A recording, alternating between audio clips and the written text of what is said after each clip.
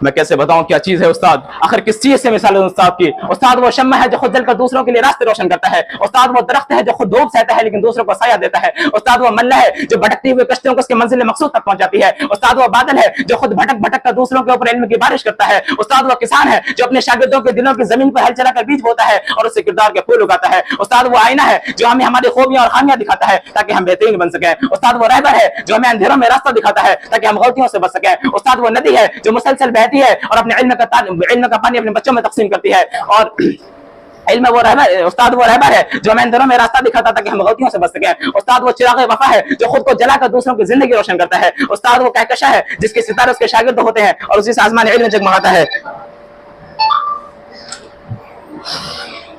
उस्ताद वो चिराग वफा है जो खुद को जलाकर दूसरों की जिंदगी रोशन करता है। उस्ताद वो दरवाजा ये हकीकत है जिससे गुजर कर इल्म की बस्ती आबाद हुई। उस्ताद वो चर्चा हुआ लफ्ज है जो वक्त के गुजरने के बाद भी जबानों पर दुआओं की सूरतों में जिंदा रहती है। मेरे अजीज दोस्तों, दुनिया का हर फन, हर हुनर, हर कामयाबी के पीछे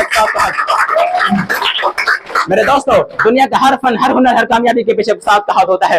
अगर दुनिया हमें रास्ता दिखाती है तो उस्ताद हमें उन रास्तों में से एक सही रास्ता चुनकर देता है। अगर किताब हमें इल्म देती है तो उस्ताद उस इल्म को हासिल करने की बसीरत अता करता है। अगर वालिदैन ने हमें जिंदगी दी है तो उस्ताद ने हमें जिंदगी का मकसद और जिंदगी जीने का सलीका दिया है। जरा सोचिए, अगर ये उस्ताद ही ना होते तो ये दुनिया कैसी होती। किताब के अल्फाज सिर्फ कागज के हुरूफ होते, इल्म का समंदर सिर्फ एक खामोश साहिल होता और इंसानी अंधेरों में भटक रही होती। आज के जमाने में ये बहुत अफसोस की बात है कि आज के बच्चे अपने असातिज़ा की इज्जत नहीं करते। उन्हें यह लगता है कि उस्ताद की डांट, उनकी नसीहत उनके खिलाफ है। हालांकि उस्ताद की हर नसीहत बच्चे की इस्लाह के लिए होती है। याद रखो, तो जिस दरख्त का जड़ मजबूत होता है वो आंधी में भी और तूफानों में भी कायम रहता है। इसी तरह से अगर कोई बच्चा अपने उस्ताद की इज्जत करता है तो वो उस्ताद की दुआ उसके साथ रहती है और जिंदगी के हर इम्तिहानात में वो कामयाब होता है।